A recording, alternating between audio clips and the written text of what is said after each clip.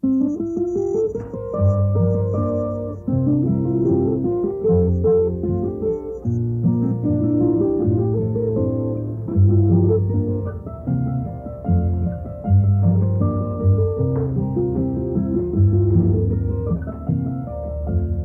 baskets to look like they were made in the 20th century. After a while, you really try to push that definition. You really want to find out what a basket is and what it isn't.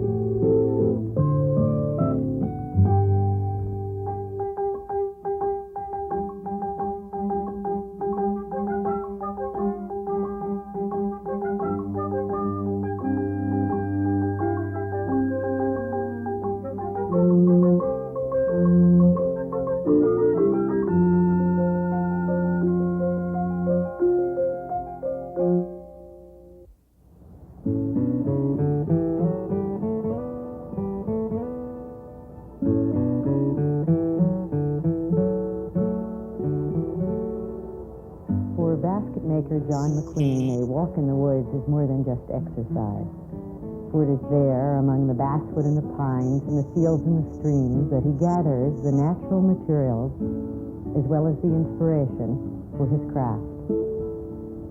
For many centuries and in many civilizations, baskets have been admired and collected as utilitarian objects as well as sculptural forms.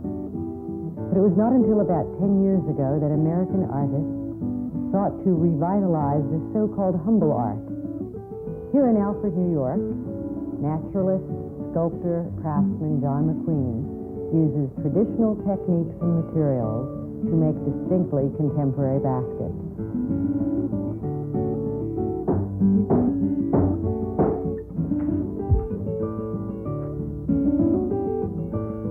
Well, I think a basket, by definition, it has to be a container, because if it's closed off completely, it's not a basket. It's a piece of sculpture or it's a whatever.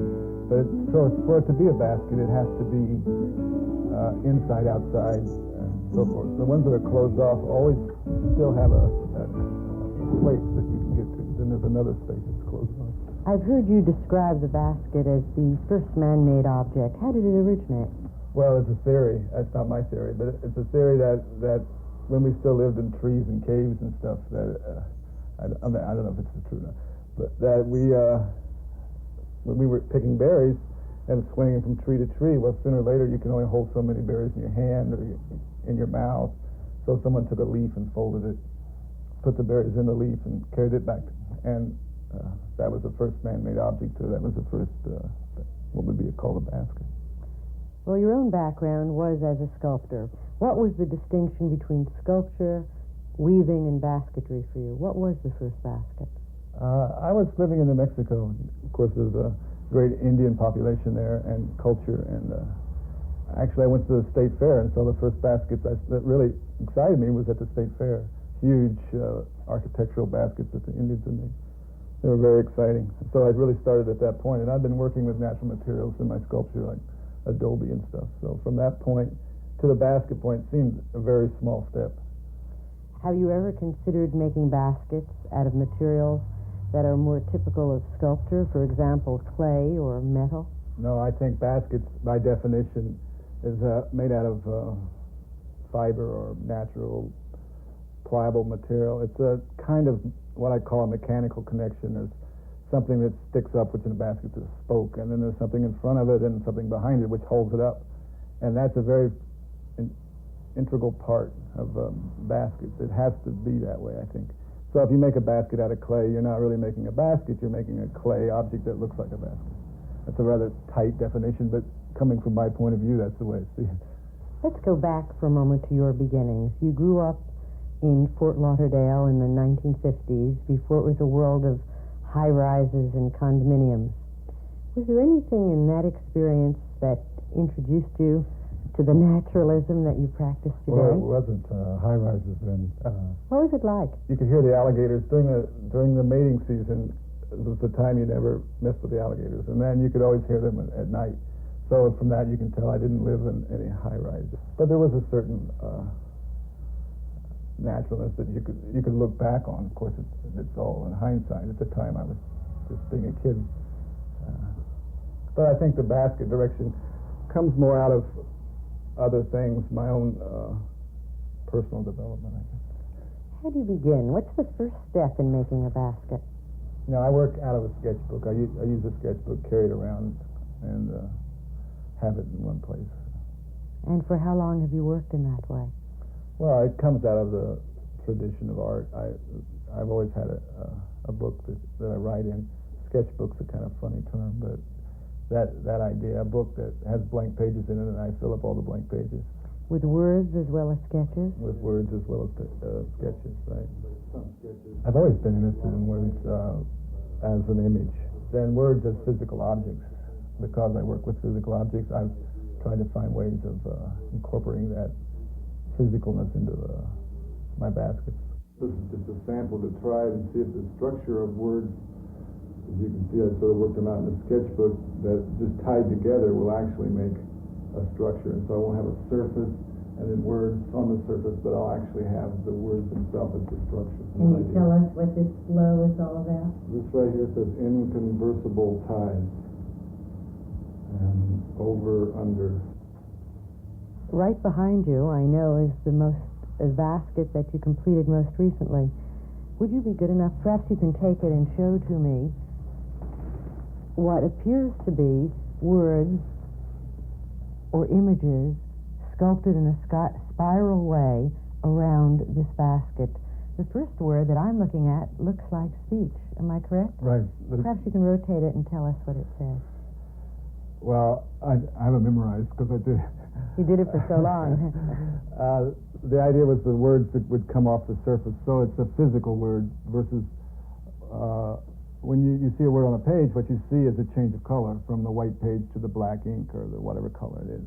So I was interested in how you could make a mark without making a mark. And one way of doing that is physically put the mark there. So if you cut a word out of paper and laid it on top of another piece of paper, then you would have an image there, but it would be more than if you just wrote it there. So in this case, they're actually woven on the surface. And I don't try to make them hard to read. That's to make something physical, that's as close as I've been able to come so far. So to me, they're very readable because I've looked at them a long time. Is the material reed? No, this is a white pine bark, which is kind of a nice idea because white pine bark is black. How essential are natural materials to your idea of what a basket is? You work towards a certain direction, of course, but it never happens that way. If you just think about natural materials, they're alive when you pick them, and then they dry, something happens to them. You re-wet them, something happens to them, and then you weave them together, something happens to them, and then it dries again. So it never comes out the way you see it. But hopefully there's some part of the idea that carries through. Basket making very easily gets sucked into the material. It's very seductive. So it's very easy to find a really beautiful material and then try to make the idea fit the material.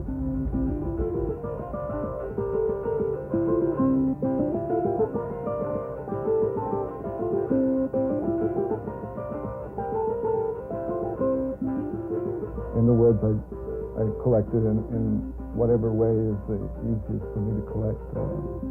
Take bark off the limbs. The hill behind our house is called Pine Hill, so I have a lot of pine baskets. And red osier, which is a kind of dogwood that grows here that has a very bright red bark, which I like a lot. I know that you go to ponds and streams as well. Right. All the farmers around all have ponds for their cattle, and cattails have a tendency to fill in ponds, which the farmers don't like, so then I have a whole list of farmers that would be only too happy for me to clean out their ponds, so I have enough cattails or reeds to last forever. So how much of your life is adapted to the seasonal nature of the year? Well, my working life, I collect materials at certain times. It's a part of my life. I have to collect, say, barks in what I call maple syrup season, which is like spring when the sap starts to rise and everybody else gets maple syrup. I know that's the time I can start to collect bark. And again, things like cattails would be after the first frost when the liquid or water inside the material starts to come out. So there's a certain time for each thing. Do you ever find that you're short of a material that you need for a certain kind of basket? What do you do then? Do you substitute one material for another, or do you pick up another basket till the season that material is available? I have waited for material.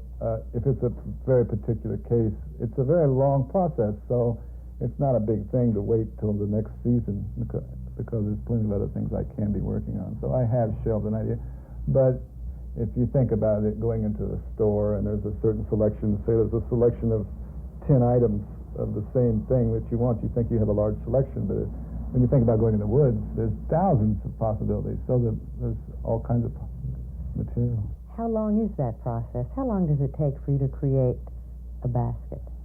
Well, the actual weaving time is not so long, but it takes as long to collect the material. The physical activity, it takes as long to collect the material and get it ready, whatever it means, cutting it into strips or whatever. And then there's also another set of time that is about the material drying, which is not, that has to be set aside. How much of your time do you spend gathering and preparing the material? Well, for any particular basket, it's at least half the time. It's half the over-under. Well, you've made reference to the phrase overs and unders, and I picture you weaving in and out as you say that. How many overs and unders does it take to create a basket, approximately?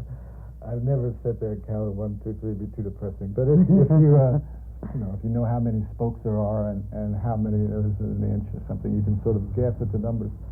And different baskets have very different numbers, but of course, the closer they are woven together, the more the numbers are. But it can go up to like 20 or 30, 40,000 overs and unders. And how many baskets can you manage to create during the course of, let's say, a year? Well, I do about 10 to 12 a year, so that makes about one a month. And that includes, I work on more than one at a time, so it's hard to say exactly how many. Well, to give us an idea of how exacting your work is, how much of your time do you spend in the studio? Well, that's what I do. That's my full-time job. I go there in the morning and leave in the evening. I try to be as disciplined about it as I can. It's a disciplining kind of activity, so you have to spend a lot of time at that activity of actually going over and under weaving it. So it's going in the morning and stopping for lunch. What's a typical day like? Well, that's it. It's getting up, having breakfast, Jessie going to teach at school or working in her studio, and I go into my studio. So with cattails, they really are flexible, but the more flexible it is, the more specific. What is that piece? The one with the cylinder, and you look down in the hole, and there's words on the inside. Hey, John, wait a minute. One cup left, you want it? Yeah, thanks.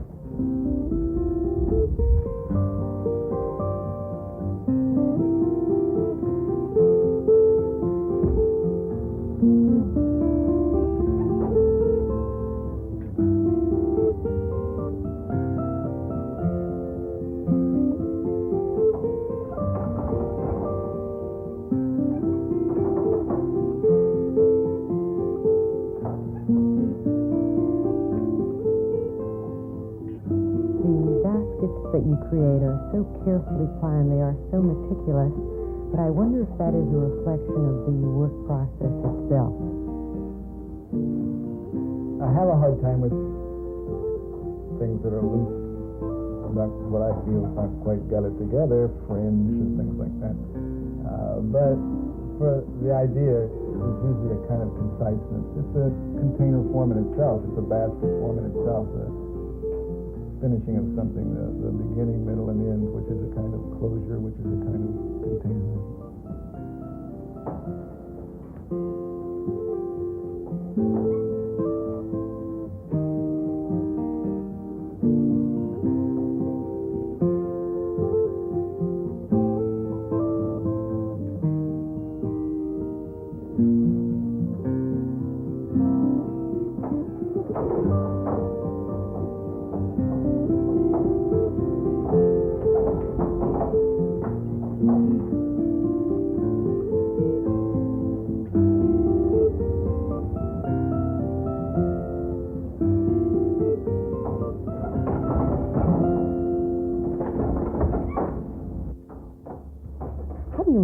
To adhere to what appear to be very complex basket patterns. Oh, they're not complex. Anytime you take a lot of elements and you repeat them a lot of times, you see a very complex surface or texture. But over and under is just over and under. It's not as complicated as that. The structure might be complicated, but the actual weaving is very simple. Well, how much of the pattern for a basket is spontaneous? I try to keep as much spontaneity in basket making as I can, but because of my own personality, and also because of the slowness of the technique or the discipline. It takes a long time to make a basket, so as much spontaneity as possible, but you never know. How do you manage to sustain yourself during all those repetitions? Oh, your head's always way ahead of your hands. It's a constant, my head's always way ahead. It's a constant kind of anxiousness, I guess. I always want to finish and get on to the next thing because I'm thinking about the next thing. The actual physical over and under is just very tedious work. What's the most satisfying part of the process? Oh, I don't know. I don't like that, the concept that now it's finished, there it is. That's not satisfying to me. Making art is back to words, is a verb. It's making art. It's not finished object art. So from the artist's point of view, it's the physicalness of it, and so that's sort of where I'm at. So I'm not interested in after it's done, and I'm into the next thing. Do you keep many of your baskets for yourself? I don't keep them intentionally, no.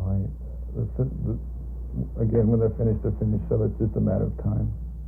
Do you work on commission? No, I never have. And I think it's a kind of strange concept of somebody commissioning a basket. Like you can commission a wall hanging or something, but baskets have a funny kind of place in society. And what is that place? Well, everybody has baskets. But if you notice, baskets, more and more they're not so, but are always in the kitchen, which is a neat thing. I thought more and more they were in the living room or the library. They are more and more, but traditionally baskets were in the kitchen. And so they have always had that kind of concept about them, which is a whole other thing. And they are more coming out into the living room, which is nice. How do you explain the interest in about the last 10 years in revitalizing baskets as an art form? They were thought of as a rather humble aspect of the art. Humble was one with better characteristics. There was even worse ways of thinking about baskets.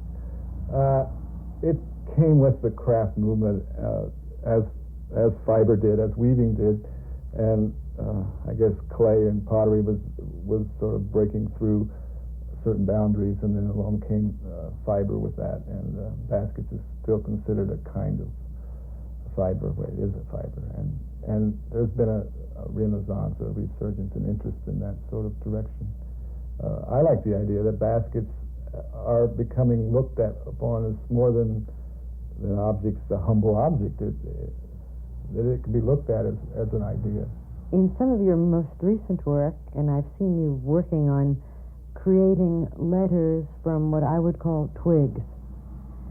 And then I noticed that you applied yet another layer on top of a finished layer. What is the idea behind that work? Well, again, it's working with the word idea. In that particular case, I'm trying to physically make the basket out of words. Instead of making a basket and putting words on it, I want the words themselves to be the structure. And so, if you wrote out words, a sentence, you'd notice that they don't touch, the letters don't touch each other. So all I've done is added another layer of words so that I end up with enough structure to hold it together. And that's sort of the physicalness of it. The idea has to do with the building up of ideas, of thoughts. You never have an isolated thought. There's another thought either on top of it or underneath it, if you think of it in a physical sense. So there becomes a lot of not extraneous, even important ideas that build up on top of each other. And that's the way that basket is. The wall is the layers of, so far 2 layers, but 3 layers of words. Well, give us a clue. What are some of those layers and what do they say? What's been on your mind with all those overs and unders?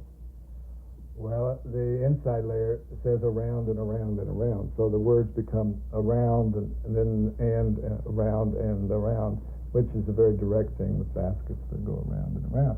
And then the next layers, they change directions, and the words meet their own ends again. So I happen to have a pond and have fish in it. I know the fish eat each other, so one of the things is striped bass eats striped bass eats striped bass, so that you can continue to read it forever. Is that another metaphor for continuity? Yeah, I guess so. And some order and reason to the chaos that surrounds us? Well, I'm glad that anybody can read anything into them. It's always people, the viewer always adds things for me too, so that's good. I think. How important is the work of critics to your work? Well, it's not a big part. It's just that it's not criticized a lot. It's not exposed the way traditional art has been exposed to critics. So it doesn't play a large role in the basket area. So far, they've only said good things, and we need a good critic that says bad things too. It's such an early discipline, many ways. But as far as the resurgence of discipline, it's. Do you see it as a discipline that's going to proliferate? For example, here you are, one of the most admired basket makers in the country, and for whatever the series of reasons, you do not choose to teach. Well, I don't choose to teach because I think I am a maker. I make the object, and I think that's very important, that there's somebody that's physically doing it, and then there's other people talking about how it's done. But the most obvious reason is there is no place you can go study basket making. There is no basket No making. place at all? There's no, department of art that includes basket making as one of their courses. In the fiber classes, they include basket techniques, but there's no place where you could major in basket making. But here we are in Alfred, New York, a town that has 500 people as its permanent residence, but 2 colleges. Mm-hmm. Is there no room in either curriculum for basketry? Well, I suppose there is room. Now that it's taken seriously? It's nice living in a town that you spend all the time working in your studio. I don't wish that differently. I'm perfectly happy working every day in my studio. Considering the length of the process and the nature of the materials used, it seems to me it requires a very strong commitment and a very special kind of person to devote their life and their art to the making of baskets. To me, it's a discipline that has happened, but I had no control over it or no conscious decision. So to me, a basket is a kind of metaphor for many things, different directions you can take that. And I like that metaphor, and there's something I feel very comfortable. Comfortable is a bad word, at ease with making baskets. So it sort of fits my personality. What next for you in your own work? I hope to just keep working and take it in the direction that it's going, whatever direction that takes. So there's no real secret or no blind turn. It's just moving along and kind of over-under kind of direction.